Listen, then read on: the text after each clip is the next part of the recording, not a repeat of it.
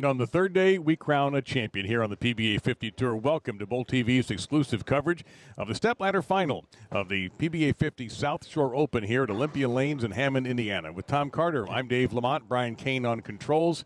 This is an interesting final five we have here, Tom, because we have some people that you could have picked probably 3 months ago are going to make it into the top five. Exactly. And a couple of other people who are making their debuts in front of the cameras, and we're going to see one of them in the first match. Right. But first, his match is going against a guy that we haven't seen, well, this year, yeah. Right? John Marsala. But then we meet Dave Cirigliano from Phoenix. He's a brand new guy. This format that we keep using does not disappoint. We always get somebody new on the show. And the winner of that match is going to go on to the next brand new guy, from Maryland, Brian Link. Yeah, Brian Link, who's just throwing the ball really, really well. By the way, Cirigliano only had to beat Tom Hess and Parker Bone III in back-to-back best-of-3 matches to get to this position. So he is battle-tested, and he's a very experienced bowler and a very experienced coach. Link is new to this tour, obviously not new to bowling. Right. He's been around for a while. This is his first, I guess, partial full year, however you want to call it. Right. But he's new, but he's a great bowler. I mean, you'll see him on the show, but he's very traditional, but very smooth. And I'm surprised that we haven't seen him sooner. But, maybe timing wasn't right. Well, he gave us a little bit of hint by making the match play in Jonesboro with the trios. He was one of the top 16 PBA 50 players, and now this is culminating in a third-place finish. And then the guys you expected. The guy that's made 7 shows in a row. Yep. That's Mika, Koivuniemi, this time in the number 2 position, so one less game for him to worry about. And at the top, it's John Janawicz. And John was the big beneficiary of 2 things. Tom Hess was the number 2 overall seed but got beat by Cirigliano. And John Marsala lost in the round of 8 as the number 1 seed. John was the dominant player in qualifying. This whole tournament. But there's that format you talked about. He makes the show, but instead of being the number 1 seed, he's down to number 5. Janawicz, the 3rd overall seed, got into a great match with Jason Couch, fell behind, lost the first game, won the last 2, and here he is, Player of the Year. He's going to win Player of the Year, going for a 5th title. And then I asked him, how many shows have you made? I said, as far as I can tell, it's been the last year and a half. You're on every show. Yeah, last year and a half, yeah. It's amazing. And he calls it the David Copperfield scenario. It's all smoke and mirrors. He goes, for some reason I got 70 and a 5th, the next thing I know I'm on the show. Yeah. And he's making every show, and he's tough to beat from that top spot. He's also being very modest. By the way, tough to beat from the top spot is true. If John gets to the final, he wins. He's 4 for 4 in championship matches this year in step ladders. You can get him early, 3rd or 4th, but he's sitting in the number 1 position, so he is guaranteed that spot. So will he get a 5th title? I think this is his 8th show, and he had a run of 6 in a row earlier this year too. So you've got arguably the 2 hottest players on the tour at the moment, the PBA 50 Tour with Mika. As he said to me earlier, maybe the 7th time is the charm. Well, I thought I said it the 3rd time, then the 4th time. So, I know it's his turn's coming. This is going to be the best finish for both these bowlers so far with 1 tournament to go. And Dave is not eligible for the TFC that I know of. Not yet. John clearly is. He could be. Yes. If he wins tonight. Yes. And John, on the year, his best finish was in Morgantown when he finished 10th at Fort Myers, then 13th in Morgantown. That's 2 months apart. The World Series, I mentioned, really beat him up. He did not cash anything at the World Series, nor at the trios where he finished in 20th place. We took the top 16 for the PBA50, PWBA trios. So for John, a little vindication for what's been a tough year, a year where, Tom, he bowls 258, misses match play by 3 pins. That kind of thing. Every year out here, they tweak the patterns. They do something a little bit different. And either you match up or, unfortunately, you got to learn to match up.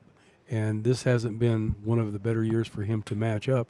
And he's been struggling a little bit. And it's not like he can't get the pocket, but his carry percentage hasn't just been what he's looking for. He was the overall leader in qualifying. Well, this pattern was really conducive to him because he likes to play it straighter down the lane, especially through the front part of the lane where most players like what I call give the ball away a little bit. But he was so straight through the front. And that's what you had to do and keep your ball speed consistent.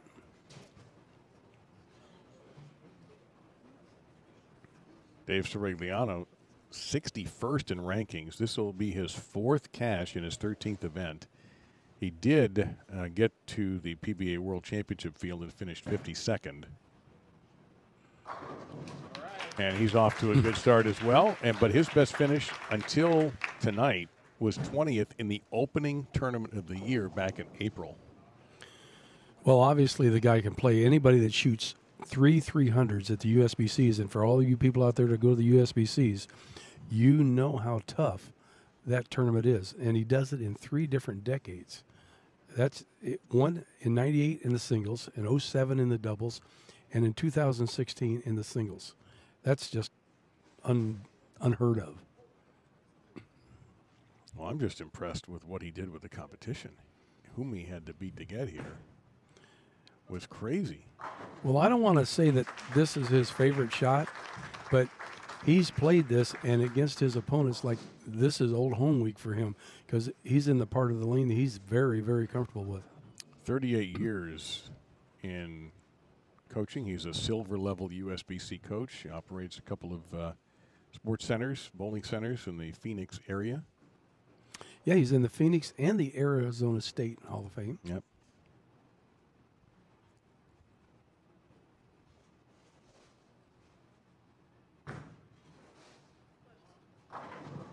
And a double for John. You can see how straight he's playing it down the lane, and that's what made him obviously great in this tournament leader for the longest time. And he was in first going into this match play, and he was either going to be in first or fifth, but unfortunately ended up at the bottom of the ladder.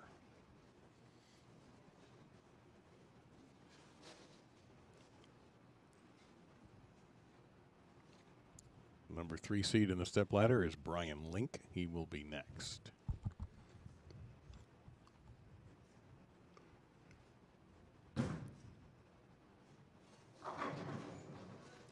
And John was delighted to hear that 9 and 10 were the championship pair. He goes, oh, yeah, 270 on that pair.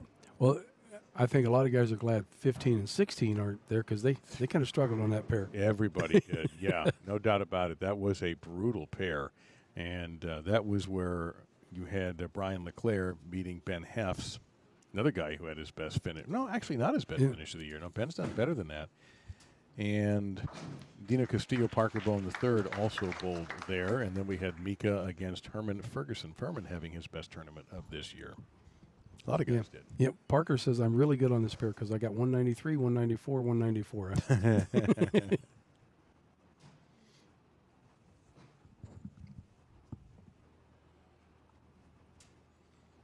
Dave's got a very classic style. Just nothing fancy, just down and in. It's not like he straps the devil out of it, but he puts enough turn on it that this ball reads the pattern beautifully. As it does there with the front 3 for Cirigliano, 10 in the pit.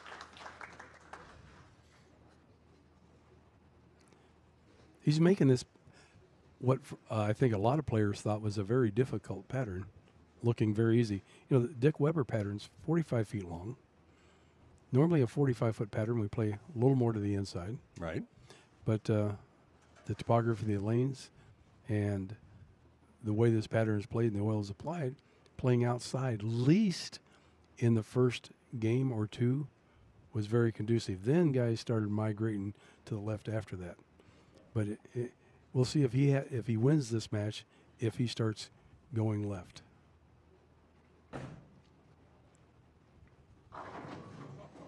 Right now, he's going 4 for 4.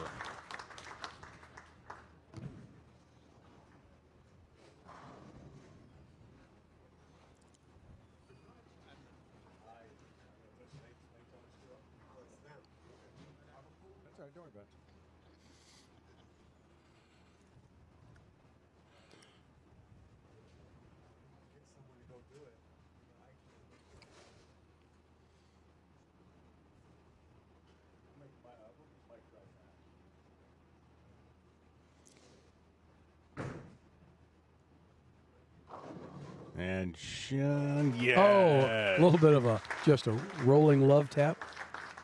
It doesn't take, I don't know if the bottoms of these pins are a little rounded or not, but the messengers don't really have to come flying across the deck to knock down any of the pins standing on the deck. Yeah, we've seen a few go flying, but that was a little more subtle. But the head pin did take out the 7, so John still in pursuit of Cirigliano.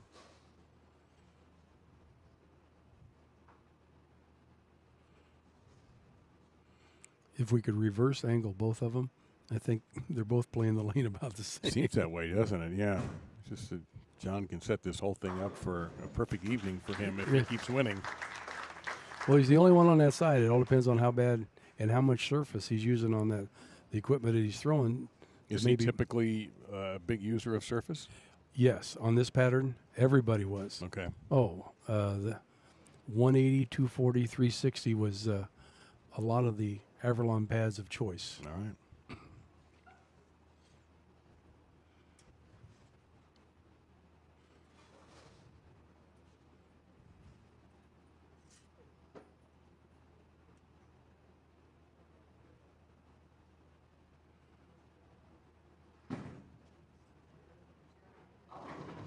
This man can't miss right now. Well, now you know how he got to the position on the show, because his road to the show wasn't given. No, and the weird thing is, his last game that he got into a tussle with Tom Hess went down to a third game.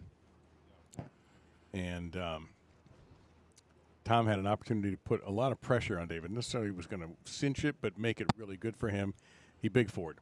And the winning score in that game was 173 from Cirigliano. That's how tough. They were on 17 and 18 when that happened. So Cirigliano, very fortunate to win with a 173.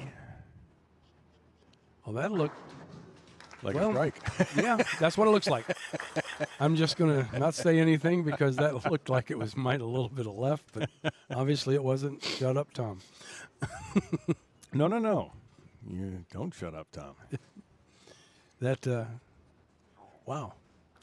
And he's playing right there, and there is kind of a shim right there because the guys that tried to play left of that and swing to it, if you hit that, the ball never hooked.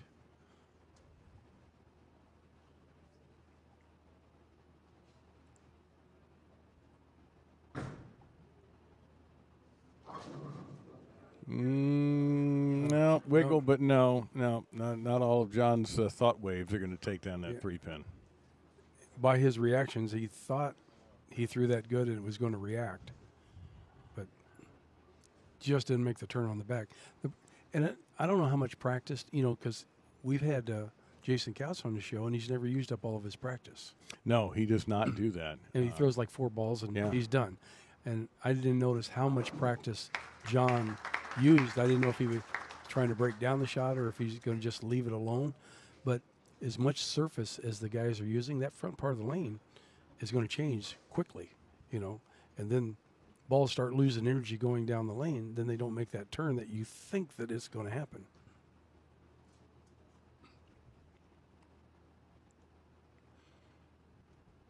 Oh, by the way, I'm still jealous you got a yellow jacket and I don't. Still haven't been able to find one? I got one tournament left now. I mean, at this point, I'm going to look all winter for next year. Yeah. This is our next to last stop. We only I know. got one more. I know. Akron, that's going to be a blast. All right. Breaks up about 20 splits with that, but still has a single pin to shoot at. Yeah, it looked like he started that up a little soon.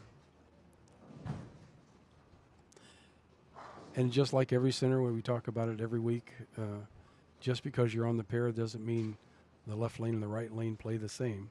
But it almost looked like, well, the ball didn't make it on the right lane, so he kind of helped it a little bit on the left, and unfortunately too high in the pocket.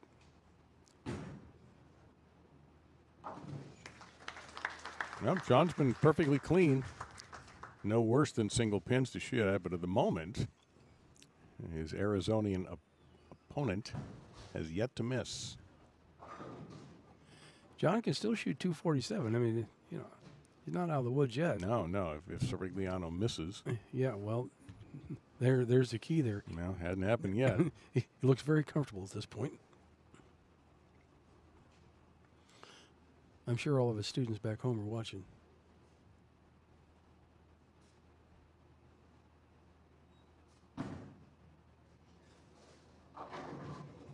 And he's getting every kind of pin action you can ask for. Well, and as a coach, and I'm sure he preaches this, he's rock solid at the line. He's posting shots, and when you post shots, you can repeat shots, and you got a better chance of obviously scoring when you can repeat a shot. So it's Arizona, and I threw an extra letter in there. So is he a Phoenician then, if he's from Phoenix?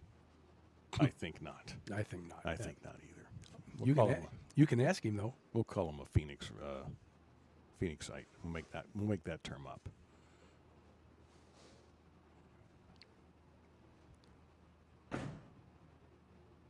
Got to go. It did.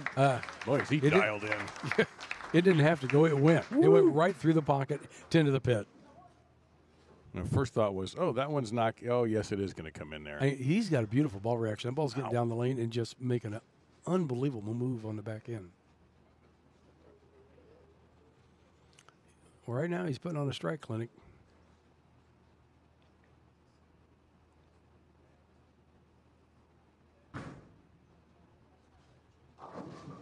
No, John, that's a little frustration now beginning to creep in, is the combination of an opponent who looks flawless and his own little struggles now. He's on 3 straight frames without a strike. And when it starts getting in your head, it's really tough to make a good shot, because you look up at the scoreboard, you see Dave with all those strikes, and you feel like you're doing something right, but the results are wrong. You kind of get down on yourself. So now, I mean, this is all but over, headed to the next match. Dave's going to win this first match against John Marsala. So we're going to have in game number 2 a battle of 2 guys looking for their first national title. Right, and again, this pattern is, even in the World Series, we've seen, I think, 7 new players through the course of the World Series, and we got 2 new ones this week. Well, it's going to be John Marsala's best tournament. As he hopefully, I know he's disappointed now. Of course he is. Hopefully, some of that the good vibes will carry into Fairmont, Ohio. Well, the Tournament of Champions, I'm sure it will. I think that place might be, conducive to his game. But he's struggled this year, and I don't know if, I mentioned earlier that they tweak the patterns every year. So even though the names are the same, the application is different. So it's kind of tough if it's the patterns that are kind of messing with him, or did he do something different in his game that is changing? He had a shoulder issue that came up in mid-season too, that bothered him a touch, and he's bowled through it. It's pretty good. A little bursitis. Look at this. I'm pretty sure Tom Clark is watching, commissioner of the PBA. Oh, I know he is. Tom, you got that Chuck book handy? Actually, not the PBA one. I want this to come out of your pocket. Oh boy. We're going to see if that happens. Tom's going to be at the World Series at Riviera Lanes next week. Good. Tournament of Champions. Good.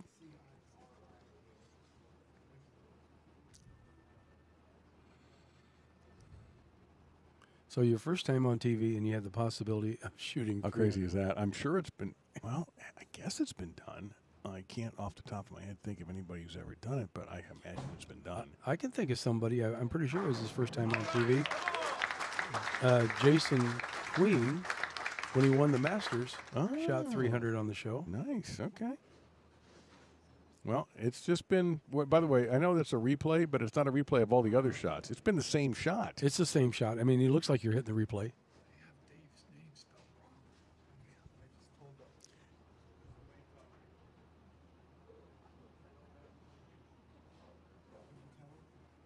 So we're looking now at 10 in a row. And by the way, what I'm talking about is a $1,000 bonus for no more zeros. No, sorry, $1,000 bonus throwing a 300 in a step ladder here. That looks like a repeat. Look at this. So, I mean, every shot, it looks like the previous shot. It's the only difference is he's on a different lane. We're getting some folks in the chat with a Bob Benoit 300 on his first show, but was it his first game? It says against Mark Roth to win, so it wasn't. This is his first game. Now, I don't know if that 300 was against Wayne Webb, too. I just had to throw that out there. Gee, why would that be? I don't know if Jason Queens was his first game, though. All right, let's see here what we got for 300. Oh, that looks like the rest of them. No problem at all. Unbelievable. Pay the man his $1,000. 300, the very first time you're on TV. You got to love it. I mean, everybody's on their feet here. That's awesome. You tell me, was this his first shot of the match or his 12th? They're all the same. I mean, it doesn't get any better than that. I mean, he's going to replay this in his mind for a long, long time. And he can go to bolt.com anytime and go to the archives for Bolt TV. John Marsala will take 5th place. And what are you going to do, John? That guy pulled a 300. All you can do is just kind of laugh. He'll do that later. Yeah.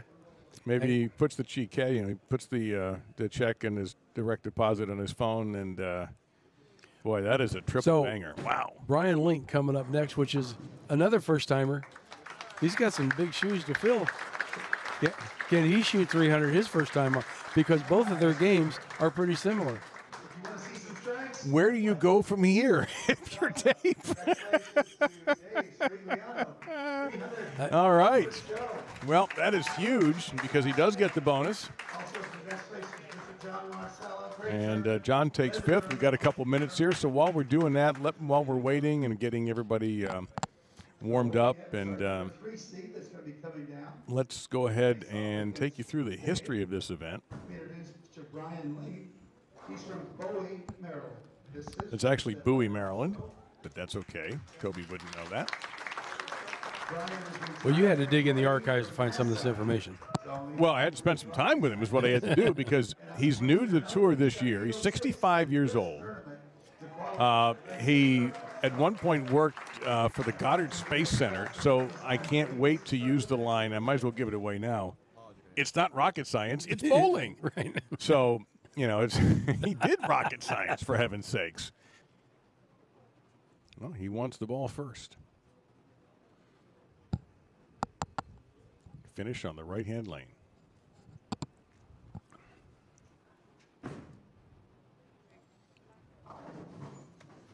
And a little something extra. I think he's got a sleeper back there. He does. Yeah.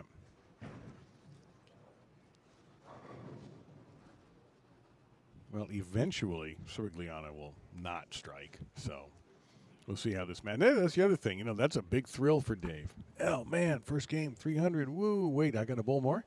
Yeah, well, see, then now you got to come off of that high. Now this is going to be a true test. How his emotions are going to be. Where's the adrenaline factor? How fast the heart pumping? It's going to be some stuff. Because we've seen frequently in these tournaments, somebody will follow a 300 with a 189. Now, also in these tournaments, they bowl the 300 on one pair, then they transfer it to another pair that might be tougher, different part of the house, broken down, all of that stuff. So here, he gets to keep the same pair. That might be a little bit of an aid. Well, obviously he knows how the pair is breaking down for him, but now we have another right-hander in the same zone. So things could change at a much more rapid pace than they did the first game.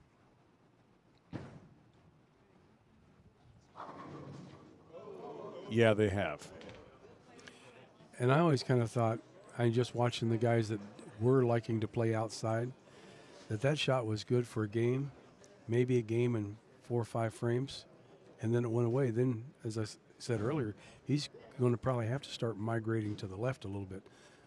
Well, you saw in the wash there, the 5-pin was sort of headed toward the 7, and it got blocked. Might have been able to avoid this if the 5 had gotten over there, but it never had a chance. So just like that,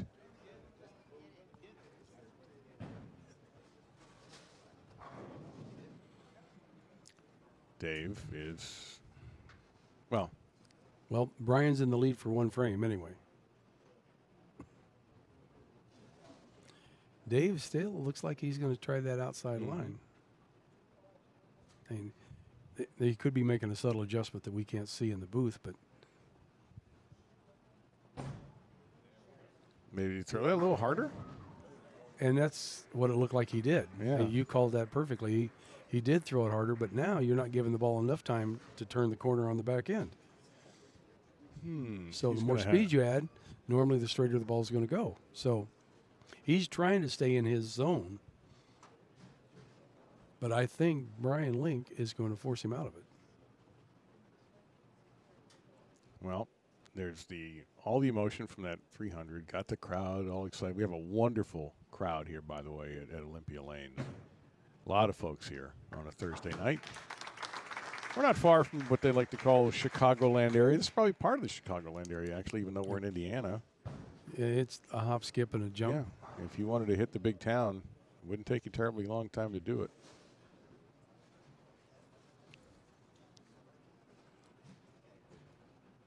It's a little more than a 9-iron to the state line.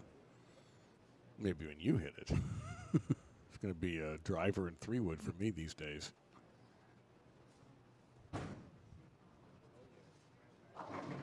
And, yep. Get the mixer. Got a tumbler in there for Yeah. Brian Link. Almost looked like maybe a 5.7, but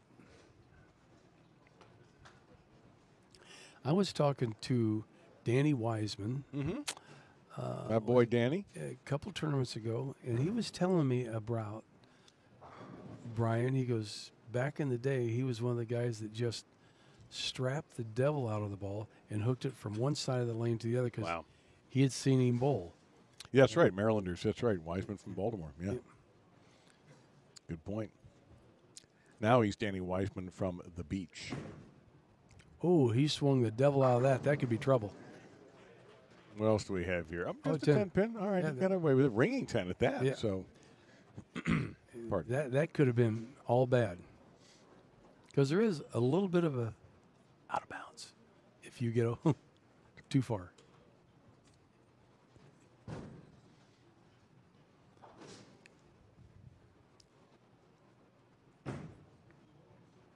All right, no trouble Yeah. there.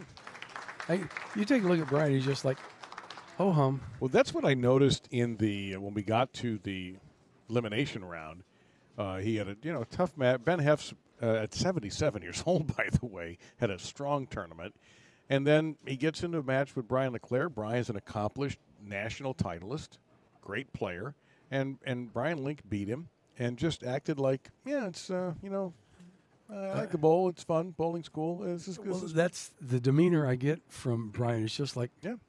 I just happened to walk in the building. There's a tournament here. I think I'll bowl. Yeah, it's I mean, that's just the way it seems to me. not putting a lot of heat on himself. And Cirigliano back to what he did so well in game number 1. If you just missed it, he bowled a 300 in game 1 to defeat John Marsala. So he earns a $1,000 bonus from the PBA.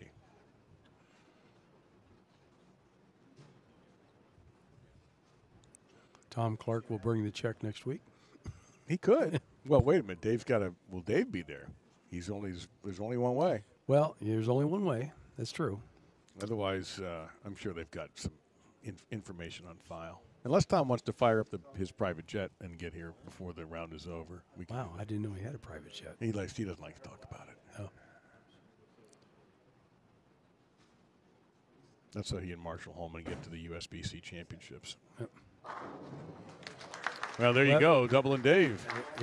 We don't have miles per hour on this, but like what you said the last time he was on the left lane, it looked like he has kind of amped it up just a hair. He picked up his foot tempo just a bit. Throw that ball a little bit harder, trying to keep it on line, trying to get every bit he can out of that outside shot. Well, the man is a coach. So right now he's coaching himself. Right. And he's a high-level USBC coach. So, man, slow played that right in there. Yeah. Brian walked back. Yep, thanks. Here we go. Yep, touch 200. It might be good enough. Maybe it's not. Yeah.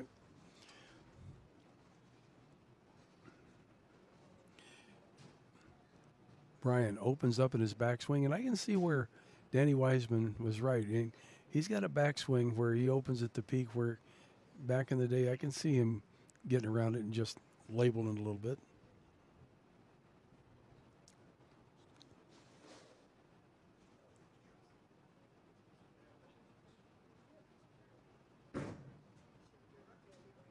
Got to go.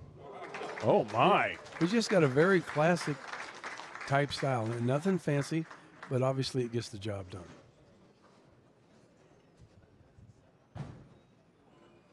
He didn't leak that one out as far as he did the previous shot on that lane. So Link's first double. Big difference in the match here is right off the 300. Dave Cirigliano's first shot on that right lane was a 710.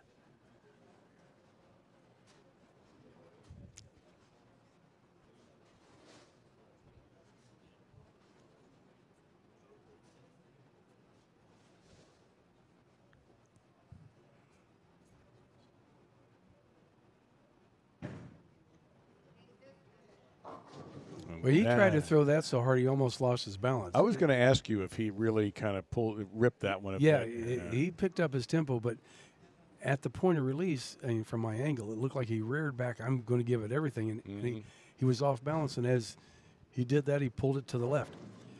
Jim Callahan's walking by, and I'm going to ask Jim Callahan, what is he throwing? A virtual energy blackout. Yep. Pin up, pin down.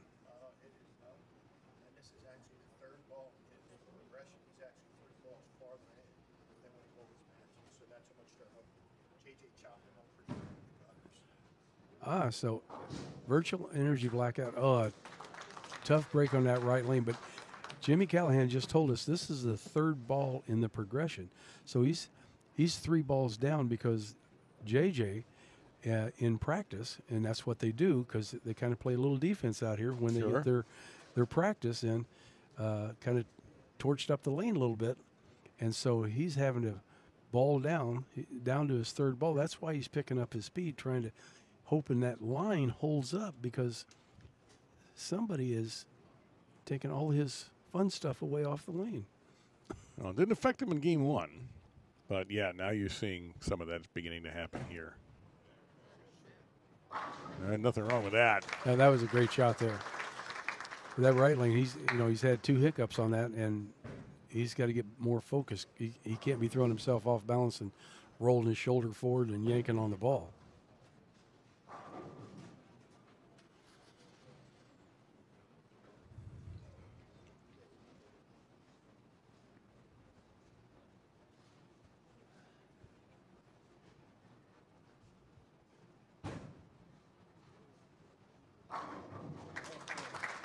Well, Brian Link just, this is great.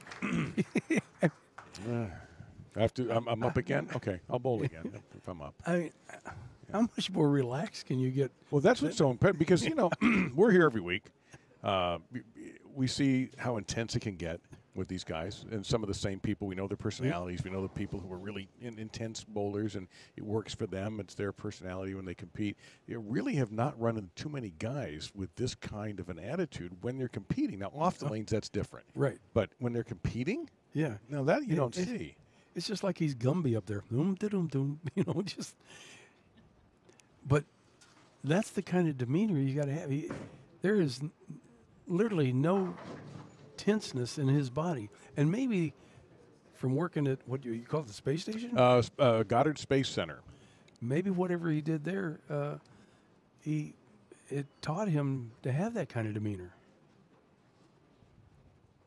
Yeah, Goddard Space Flight Center is actual. It's in Greenbelt, Maryland, pretty close to D.C. In Prince George's County, which is very close to Washington. And they work with NASA, essentially. It's part of NASA.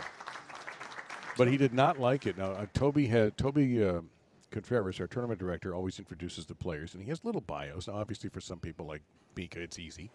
But for Brian, he didn't have anything down. And then Walter Ray comes up and says to Brian, did you tell him, meaning me, about that thing? And I'm thinking, okay, you're from Maryland. You CIA? He goes, no, not like that. And so Walter dragged it out of him finally, and he goes, yeah, I worked at Goddard Space Flight Center. So I wrote down Rocket Man. He goes, no, don't do that. So he erased Rocket Man. I wanted to call him. I don't want to call him anything he didn't want to be called, but exactly what he did I didn't quite grasp. But if you're working for NASA, to me that's kind of cool. Right. So it's almost like, because he's so private, it's like he worked for Area 51. I can't. That's what I said when he was clammed up. Listen, I'm from the D.C. area. When people start clamming up, I start thinking, Pentagon, things like that. Yeah. So I didn't know. So yeah, it was Walter actually who got that to come out of him.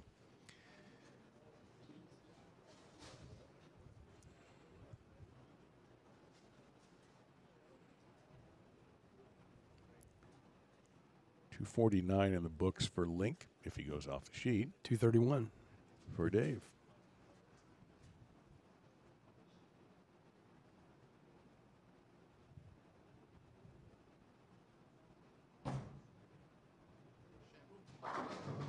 Oh, nice. You know, he refuses to leave. No, I think maybe the butterflies in the stomach, I think things have kind of settled down, and now he's back into bowling mode again.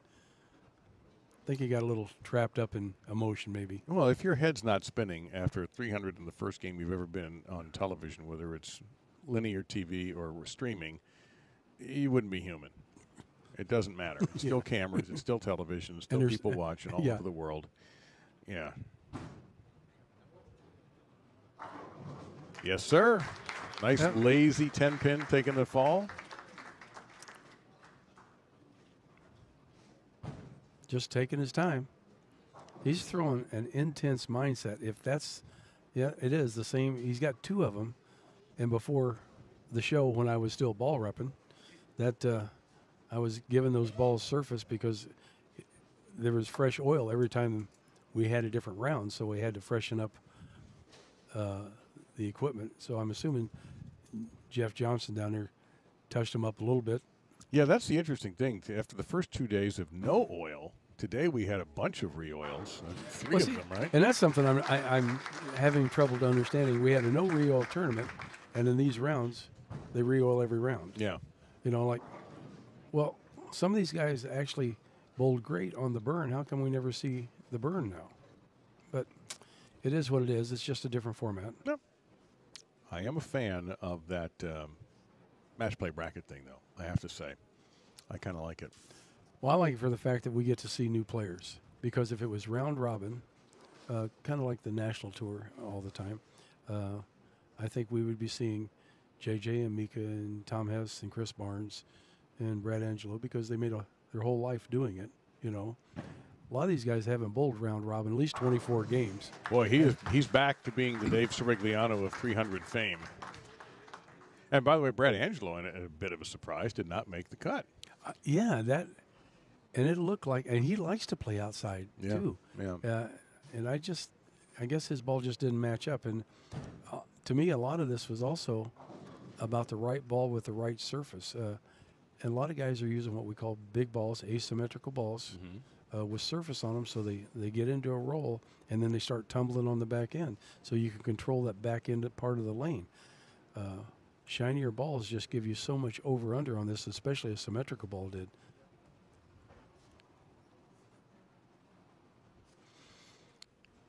Well, Cirigliano trying to keep the pressure to see if Link will crack at all.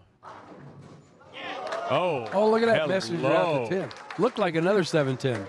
But Cirigliano did this a couple times in match play.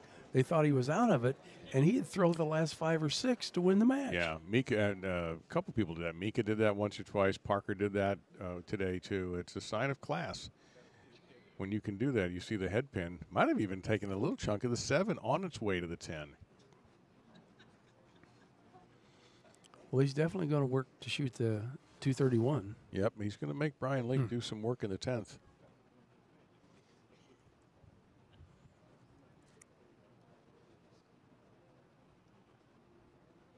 "19 strikes Cirigliano has thrown already. He needs 21 to have a chance. Uh-oh. Yeah, sure. There. How about a little love tap on that 6-pin? Just slide it over and... Let's play count the splits. Yeah, normally we don't see our pins falling forward, but in this case we did. He had a 4-6-10 there for a little bit. Yes, he did. And then he didn't have it anymore. Yeah. Holy smokes.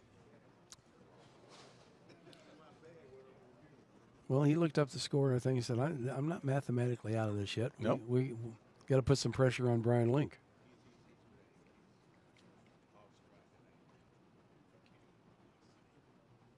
The winner takes on Mika Koivuniemi. That's a mouthful. Great finish there. Look at that. Well, if this is all for Dave, it's an unbelievable performance with a back 7. after opening with a 7-10 and also getting a split, he ends up with a 231. Yeah, 21 strikes in 2 games. How's that? That's not too shabby. But will it be enough to get him into the next match, or will he finish in 4th place? Well, yeah, it all depends on this shot right here. And Brian Link didn't take any time whatsoever to throw that ball. Didn't need to. Oh, Okay. he just needs count.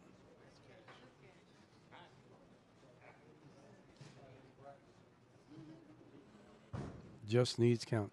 Well, we're seeing a bunch of firsts. And speaking of firsts, I got a good friend. He has been out here on the tour, on and off for 16 years. Oh, yes. Do tell the story. This is great. Yeah, I mean, this is what about not giving up. Dale Ray, 16 years, out here plugging away. This tournament gets his first national PBA check. Did you see that? The 2 pins come around and stop the 9 from falling, but he's got the win. Brian Link defeats Dave Cirigliano. Dave, by the way, just to interrupt your story quickly, 21 strikes, 1 spare, 2 opens. Shoots .531.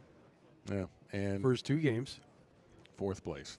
4th place. Anyway, please continue about Dale. It's a great story. Well, yeah, and Dale, you know, like I said, 16 years out here. I wasn't out here full time, but he come out back and forth, and he actually last year bought him a little travel trailer so he could come out to more tournaments, and he kept working at it, and he finally gets his first national PBA check. All right. I don't think Brian Link could care less who he's bowling. He knows who he's bowling, though. He knows who he's bowling, but I don't think, you know, some people get like heebie-jeebies because, I'm bowling one of the greatest bowlers of all time. He understands that, but I don't think he cares. Find out right now. Mika's making him finish on the right lane. 5 pin? 9 pin. Oh, 9 pin. I was going to say, yeah, that's just my depth perception. You had your hand up way too quick. Yeah, I did. I put it back down just as quickly when I realized I can't see anymore. Is that why the monitor's so big now? Yeah. Yeah, I'm looking forward to that drive in the middle of the night to get to the airport. You flying back home for a while? A couple days. Okay. Couple of days. I understand there's someone living in my house. I need to check into that. Oh, okay. Do you know who it is? Yeah, I've heard. I think I know who it is. So, find out. If the locks are changed, then I don't know who it is.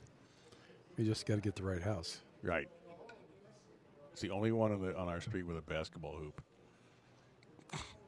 Shocker there. Yeah, I know.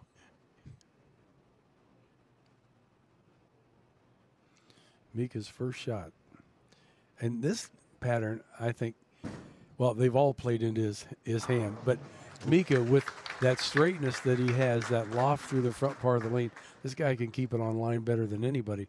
So, you know, if you're going to pick somebody that probably is going to enjoy this pattern more than even JJ, it would be that gentleman. Well, who, as we like to say around here at BowlTV, who are you tooting for? Is it Mika or is it Brian? Do you want a Mika JJ Hall of Fame? JJ will get there. Mika's already in. Or do you want to see Brian Link overturn that apple cart, as the old expression goes? JJ's just got to get enough years on the tour to get in. He's already won enough to be in. Okay, get rid of that. 7-10 messengered out the 10. I don't think he liked that so much. No. Well, John became eligible this year, but he's only been out for a couple of years. The dude has to wait 8.5 more years, so I've joked around that he's got a long time to polish up his acceptance speech. It's going to be a really good one. Oh, yeah. And the list of people who would want to introduce him would probably go out the door. Oh, definitely. But you know he's not going to have that speech without dessert up there with him, you know.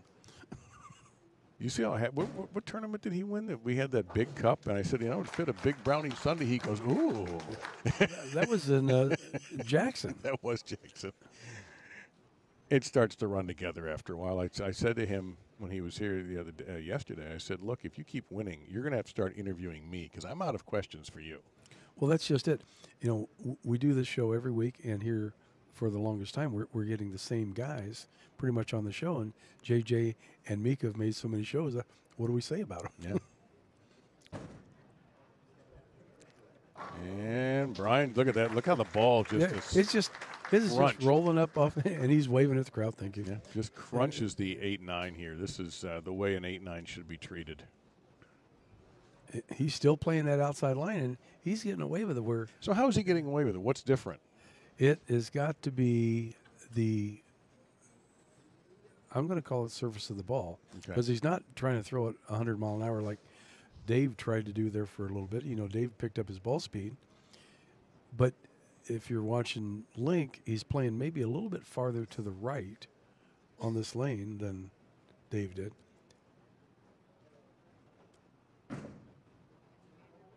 Not on that shot, he didn't. Well, the crowd will tell you that one because he blocked the camera, but we'll let the crowd tell us all about it. Yeah, that kind of looked like it was going right through the face off of his hand. It was headed left. He stood up. We didn't see anything, and something happened. They're all down. Yep. Actually, Mika and Brian were yucking it up after the field was set. So I think they're pals. And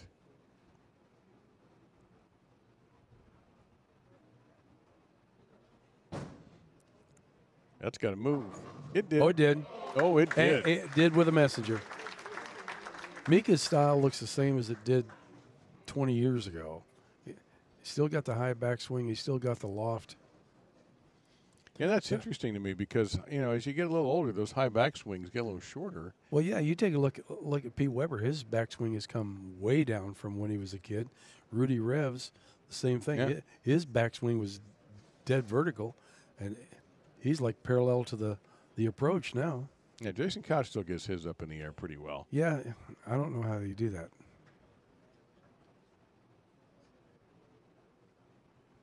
I barely get it past my butt, let alone in the air.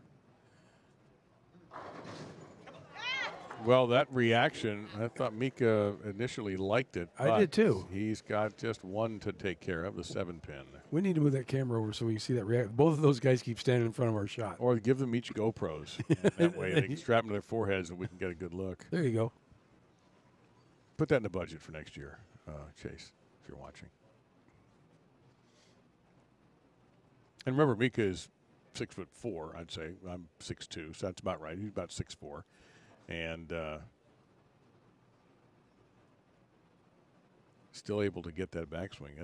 That ain't easy. Well, obviously, whatever he's done, he stayed healthy because a lot of the guys, as they get older, you're not as flexible. No. You know, a lot of guys out here have new parts. Well, yes, I know. Yes, you do. Yeah. And I'm not the only one, but you know, you know, in the locker room, there's a lot of Bengay and BioFreeze and other things going around. Oh, sure. But Mika seems to be pretty healthy. That's actually how Craig Elliott and I, when we're working together, get through some of the broadcasts after a week, is commercial products like that. And thought he might get a messenger there, but as you can see, he's terribly upset about it.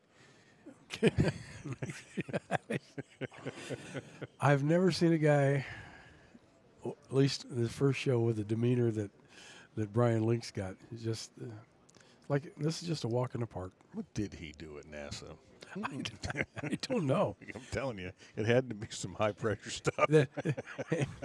Had to do something with mind control or something. He's just. I don't know, man. But it's just a stroll in Central Park for Brian Link right now. We were always amazed at Ron Moore out here when he was winning all the time. Mm-hmm. But, you know, he was an air traffic controller. Right. And you got to learn to have a ton of pressure with that job. Oh, yeah, 100%. You know, you definitely got to stay focused.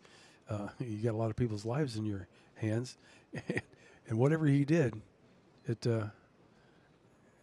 obviously it kind of gave him the same demeanor. He's just focused and throwing the ball.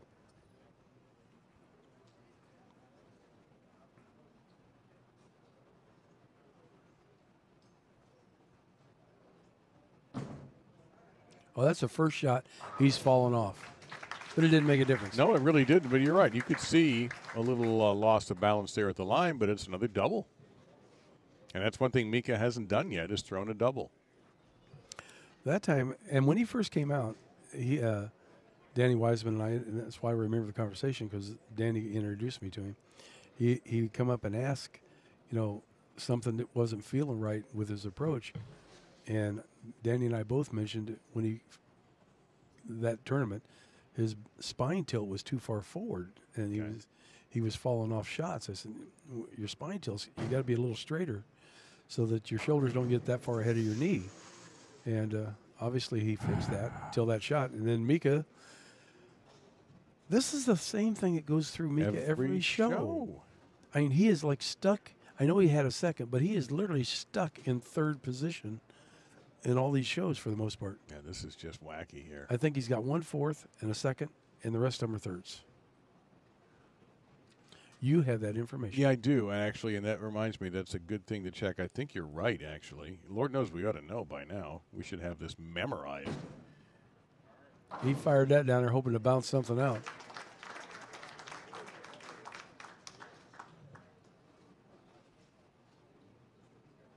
Yeah, Mika, 8 cashes and 8 events.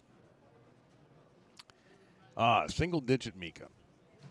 His worst performance of the year was his first event in April in Hamtramck, 9th. Takes a little time off. Comes to June, Senior Masters, 7th. And then 2nd, 3rd, 4th. 3rd, 4th, 4th. Oh, they're fourths. 4th in the trios, too.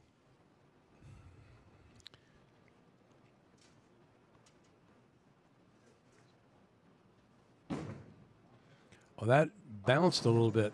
Is that a ball change? Yeah, it's a ball change. A 4-9, 4 into the 9, steps it out. But he opened up the lane a bit. He moved left, ball actually going to the right. So he's actually starting to hook it. He was playing it straighter down the lane, and I don't know what he's throwing. Yeah, he was second at Bud Moore's in the basement, but since then, 3rd, 4th, 3rd, 4th, and 4th. And the loser of this match will be 3rd.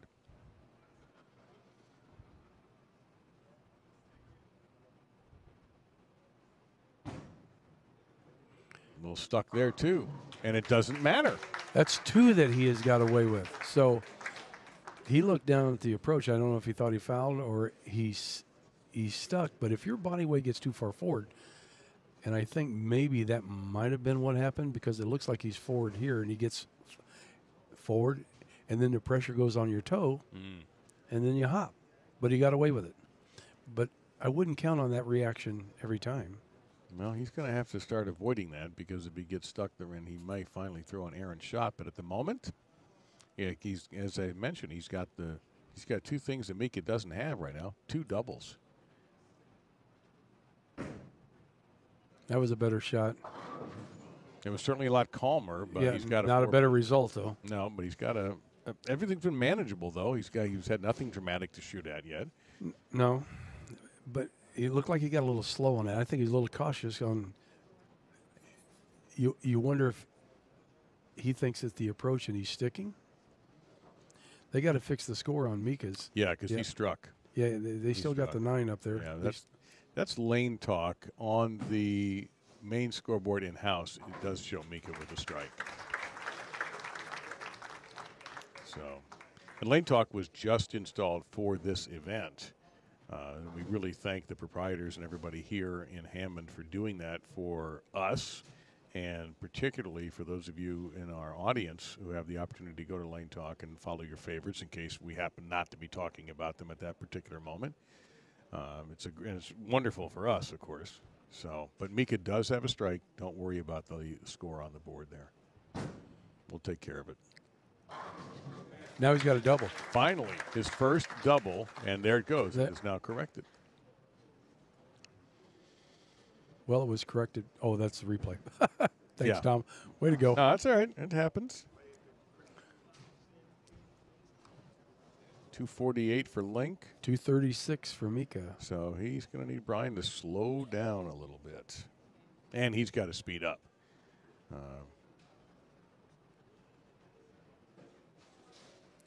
Mika tripping out the 4-9 on this left lane. So, but he got it a little bit right, and his launch angle, and he is throwing two different balls. And that's a totally.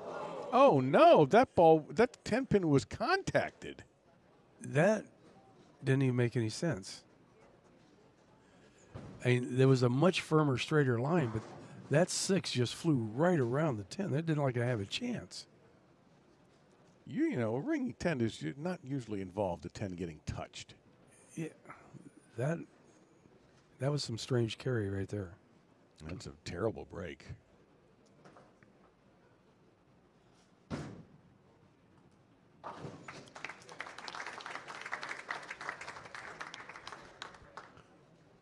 Now Mika's best is 215. And boy, it seems like he's snake bit. He's going to need Brian Link to make a mistake, or even two at this point.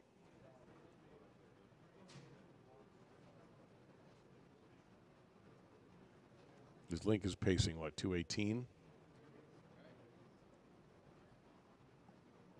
Yes, sir. Yeah, and so Mika's best is 215. So, yeah, Mika needs something bad to happen to Brian, and right now, nothing bad is happening to Brian Link. Yeah, he's just coasting along like it's nothing.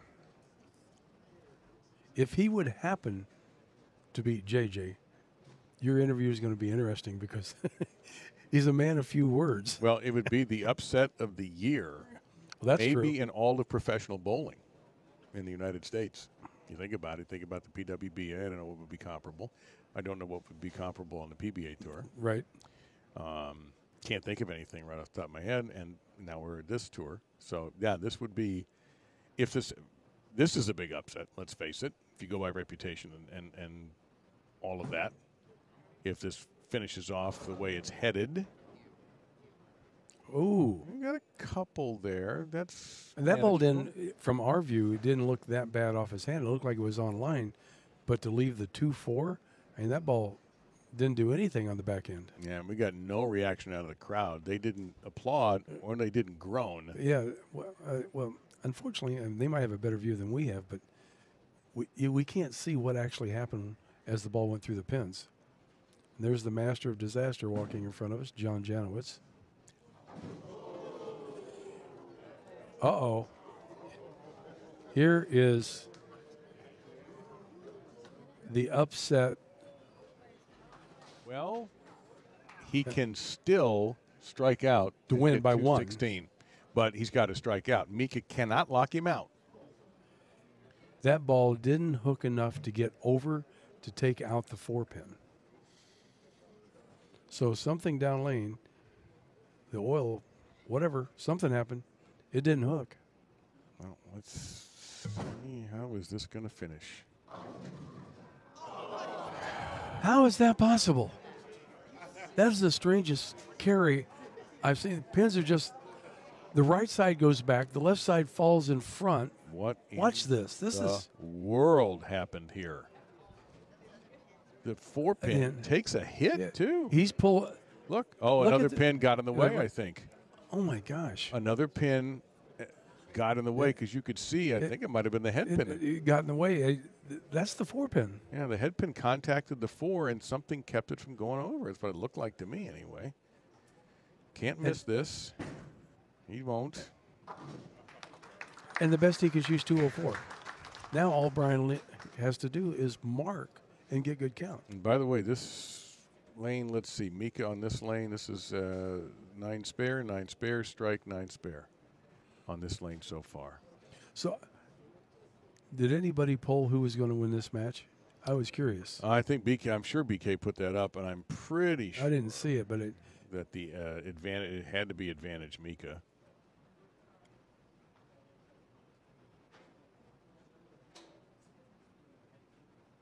But maybe not. Maybe we got a lot of Brian fans out there. Hold on. Brian's got the totals for me. Yeah, 83 to 17% for Mika. Well, he's going to have to throw that 204. He's going to have to make Link mark. Yes. I mean, otherwise, he's got to put pressure. I mean, and he got the first one was pretty big. Well, 9 spare 9 would be 205 for Link, but if he would happen to split or open again, as right? long as Mika strikes out, Mika can win. Yeah.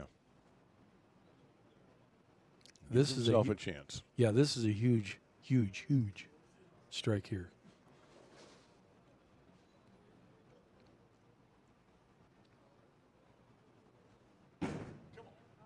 It's online. There you go. There's no question about that one. Well, all he can do is throw as much shade as his score will allow at Brian Link. He's playing, 12 at the arrows, 8, 7 down lane, and they're keeping it pretty tight in a tube. Not really getting crazy with it.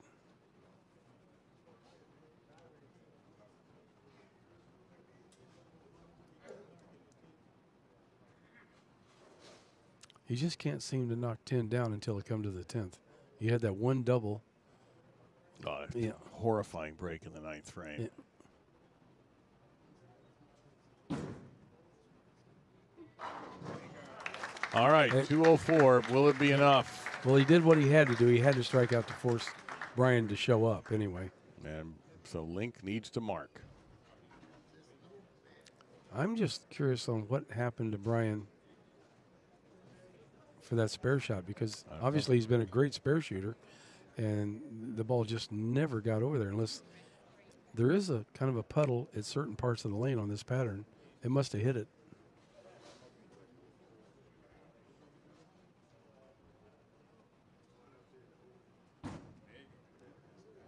It looks online. That could be high. Well, uh-oh. For a professional, this is highly makeable. But Brian Link is not a long experienced professional. I don't think if he had had his choice of leaves, he would have picked this one. Well, for some people, this is a piece of cake. Right, and for most pros, actually, you don't even think about them ever missing this. Let's see. Has to have it. Uh-oh. No. Wrong way. Mika has won. It'll be Mika and Janawicz. An unexplained loss in the 9th of an easy spare, and then the baby split. He takes only half of it, and Mika's moving on to the championship for the first time. He's in the final, right? Yes. So he's got a chance. Except for Budmore. He was the number 1 seed at Budmore and got beat. And who beat him? John Janawicz. But let's get to work. I don't think there's anybody who's going to argue with me that these are the 2 hottest players on the PBA50 tour, and they're meeting again in the final. Well, I don't think there's anybody, in a dream come true, that, you want to beat those guys. But right now, trying to get past these 2 guys, this is going to be a slugfest. All right, Janawicz has the control of the lane choice. And who goes first? If Janawicz wins, it'll be his 7th PBA 50 title. He joins Dave Sutar, John Oksina, and a fellow named Earl Anthony, whose photo is right here. Yeah, that guy's not too bad. He did okay for his career. He did okay. If Mika gets the win, this will be his 2nd PBA 50 tour win and his first since his first, which was 2018, the Suncoast Senior U.S. Open, because, it's a Major Mika. So here we go. Is the 7th time the charm for Mika Koivuniemi? Well, I guarantee you he's hoping it is, because he's like, how many shows I got to make to win? Yeah, he's been very nice about it, but it bugs him. But it's not a bad resume to say that you're making every show you go to either. And that's not a bad way to get things started for Mika in this All-Star Championship match we have here.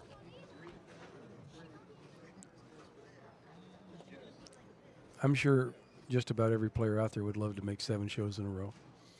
Well, Janowicz made 6 this year. Well, there's one more to go. His streak was broken, but at the Ballard, at the it's World Series. Yeah, I believe that's correct.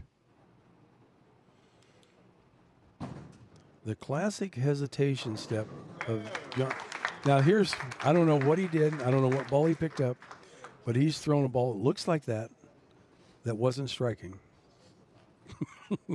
Yeah, there's a couple of those that look alike. I know you know them better. You can identify them more quickly than I ever could. Well, it looks like a gem from here, but it's amazing. Like he wasn't really lined up, and then the lights come on. And Mika really off of a somewhat miraculous victory, considering that his opponent had him, just needed to mark in the 10th, did Brian Link, and it did not happen.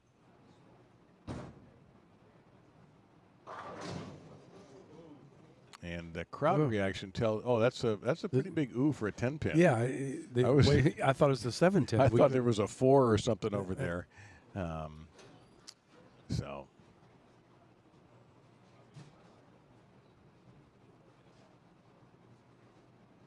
And we need that camera angle so we can see. All right.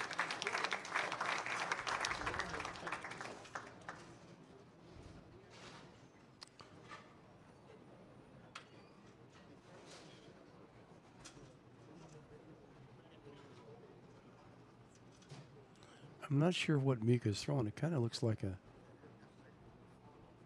I mean, he throws a little bit at everybody too. He doesn't have a Right. contract. He doesn't have a contract, which But it blows kind my of looks mind. like an extreme envy. But I'm not sure. I'm sure somebody watching will know. Oof. Well, probably going to be even after 2. At the Budmore, it was Liz Johnson beating John Murkowski, then John Janawicz beat Liz, then John Janawicz routed Chris Barnes, and then it was 195-182, Janawicz over Mika, when those two met a month ago. That particular center, Bud Moore's,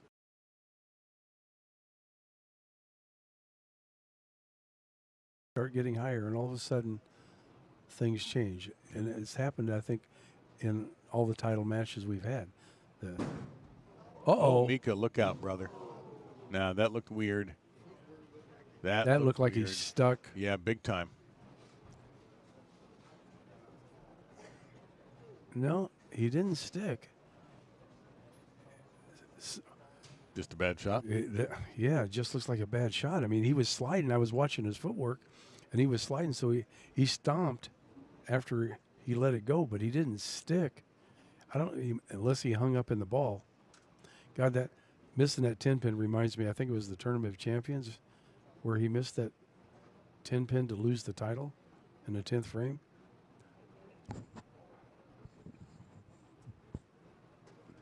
Well, Mika got off the deck in the last game.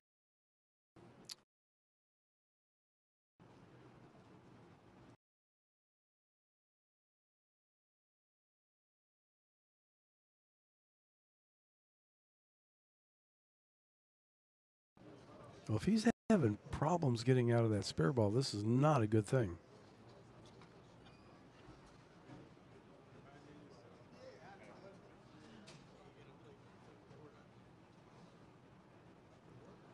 You know what you do with a spare ball that misses spares? Get rid of it? Exactly.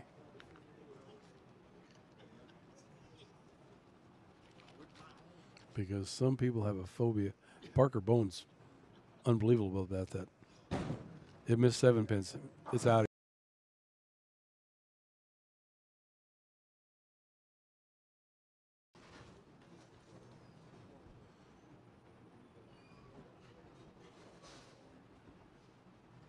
For guys of his caliber, that has got to be the most frustrating thing in the world. Missing a 10-pin, which you would think that'd be, you do it in your sleep. Boy. Like that guy needs any gifts. Yeah, JJ looks like there's the look on the face. He's kind of like, yeah, well, okay, I think that was a pretty good shot. I'm not sure. He's just, to me, it looks like on this angle, jamming it right to the pocket on that right lane.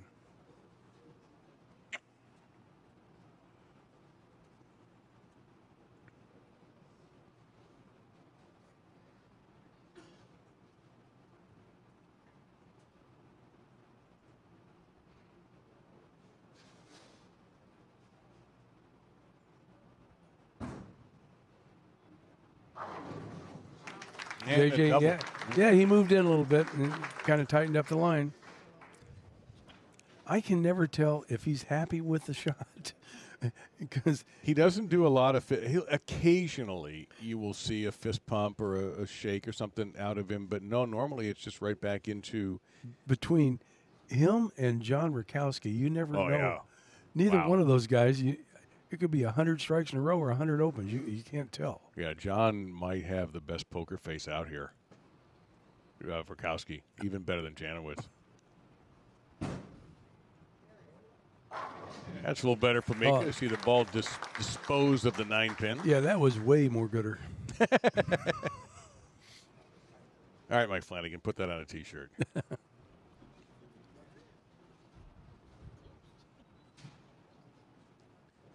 Remember Mika in the recently completed match with Fink, or Link, excuse me, jeez, with Link, didn't double for a while.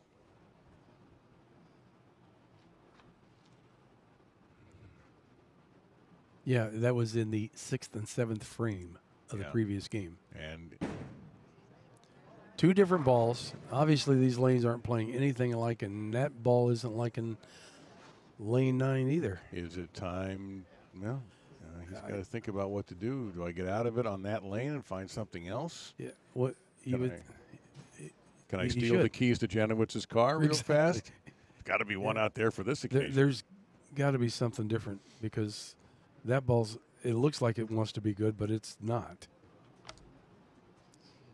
So, and Mika has had 1 missed 10 pin already. So, there you go. Okay.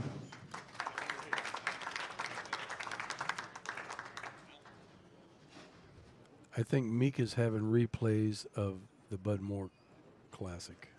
Well, the problem, that was a low-scoring game, though, and Janowicz right now, not exactly low-scoring.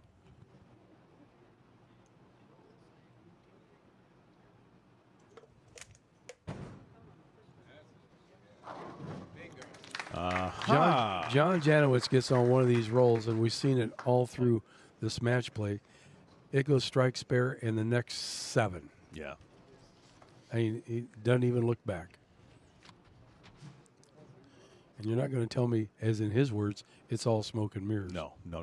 He's a modest guy. He's not a chest thumper. Nothing against chest thumping if you are good, but that's not his game.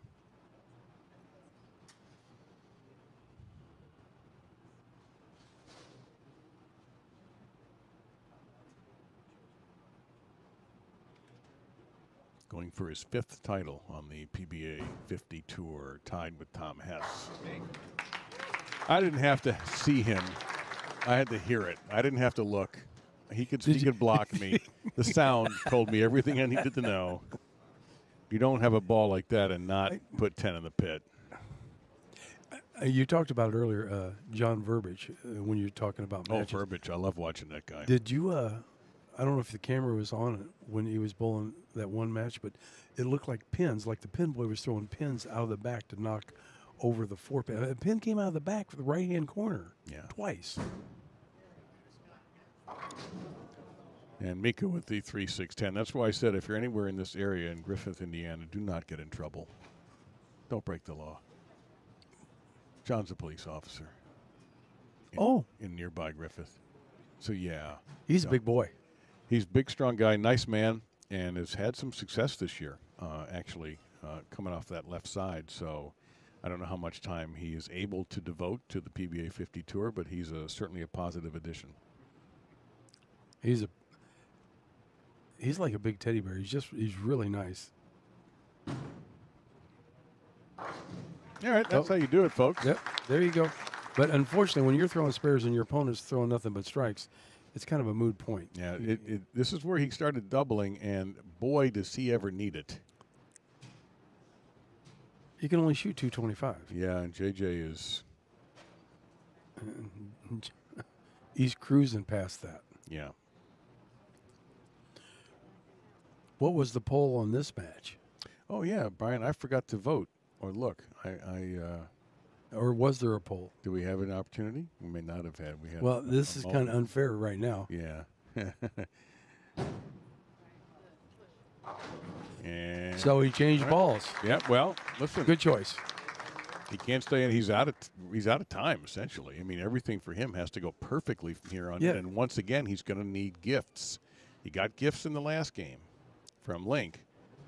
Well, he's going to need a big Christmas gift here. I don't know if John is going to be similarly generous. John might buy him a dessert, but I don't think John's going to give up the title. May not give up the dessert either. Depends on what it is, mind you. But yeah.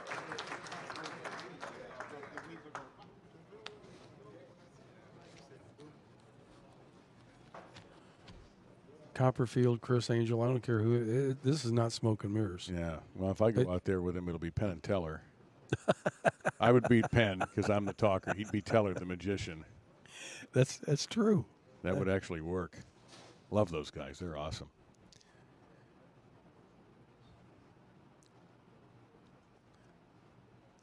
Boy, if it is a magic show, I want to learn his tricks. It's crazy. And at the end of all of that, hang on here.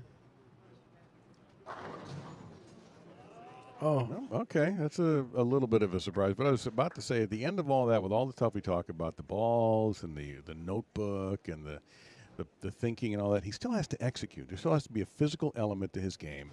Because if you do all the other stuff and you can't execute, where are you? He's an AI robot because you never see him fall off a shot. It looks the same all the time, every time he throws. The only difference is, if you got a good eye, is the length of the hesitation step. The timing step, yep. Depending on how hard he wants to throw the ball. Yeah, that's his trigger. Other than that, it's robotic. He just repeats and repeats and repeats. He's going at 258. The best that Mika can do is 225. Yeah, Mika has to go off the sheet just to have a prayer. Actually, John will be up and he can lock him out easily here at this point. Closing in on title number 5 and career title number 7. And good night. Well, that's 205, and John is already pretty much just show up in the 9th and taking that number out. It's hard for me to sit here and rag on Mika for not yet winning because, first off, he's done it 7 straight times. Been to now 2 finals, but Janawicz is now 5-0 in championship matches. Nobody's beaten him in the final match. You can beat him before the final match. But you can't beat him in the final match, not this year. And now he's 5-1 lifetime on the PBA50 tour in final matches. He lost 1 last year here to Michael Haggett. Right. He's made up for that. So it's just, when you talk about those stats, it's almost like make-believe. You know, it's unbelievable numbers and stats. I mean, we're talking Tiger Woods, Michael Jordan, when unbelievable stats. In the period when they first joined, I would love to know what it looked like, and I guess I could really sit back and do some diving. When Walter was in his early 50s and Pete and then Norm, what it was like when Walter still has the most PBA 50 titles. Pete's at 14. He's 2 behind Walter. So, obviously, there was periods of massive dominance. Well, Pete won 5 shows in a row and got beat by Noel Vasquez in Brentwood for the 6th. It had been 6 shows in a row he had won. But I was there to watch all of that. And it was, you watch, you got a front seat to history, watching that stuff. And you're like, God, how do you stop these guys? They just, no matter what pattern, they overcome it. Matter. So, Janawicz, we're just filling time, really, till the interview. Well, right, because this is over. He can shoot 205. Mika can if he strikes out. And he could miss this and still win. Right. He could throw this, he could throw this at the 7 pin. It's not even standing there. 202, and I'm pretty sure if he missed all of them, he was going to get 3 pins and 2 shots on the next frame. Yeah. I mean, this guy's setting records like unbelievable. It's fun to watch. No. And he's also won 2 tournaments with Johnny Petraglia's name in them this year. The BVL Open and the Petraglia Classic. He won the Bud Moore. He won the PBA Senior U.S. Open. And now he is going to win the South Shore Open here at Olympia Lanes, the South Shore Classic. On the Dick Weber pattern. So he's got this thing for great bowlers. And longer patterns. Yes. But then again, he can win on short patterns. And on medium patterns. And in your parking lot. And in your driveway. And the next bowling video game, I guarantee he's going to be on. He'll be highly rated, too. I mean, like in Madden, if you have a PBA50 wing, he would be highly rated. So John Janawicz has done it again. His 5th title this year, his 7th in his career. I wish we'd have got that picture up, but it never BK, come the through. photo. Did you ever get it? Didn't come through? It won't come It through. won't come up? Okay, man. We had a photo. We had it all set to go, but we're just having a – well, anytime. You can do it now. Do it now. If you got it.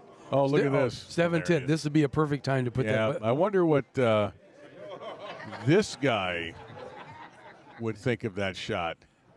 That is John Janawicz. Right there, down there, and there's another one, and we thank DeAndres Beatty for these photos. Look at that. There you go. Girls. There he is, right there. John Janawicz with the mullet, and look at all that hair. Yeah, and look at the 3rd word in there, champion. Yeah.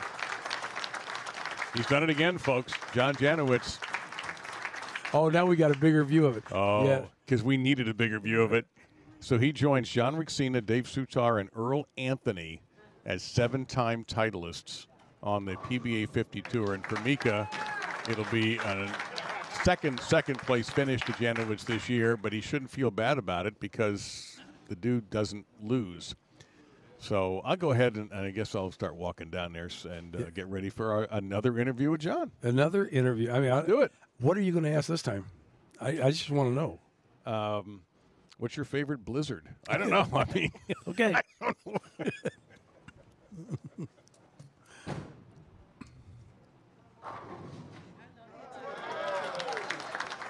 Mika finishing up. Unfortunately, his loss to John Janawicz, and after making 7 shows in a row, this has got to be disheartening and aggravating, and somehow he's got to get the monkey off his back. But again, like we said, making 7 shows in a row isn't a bad thing.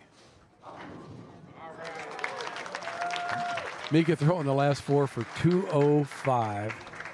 Hey. There you have it. Our champion, Mr. John Janawicz.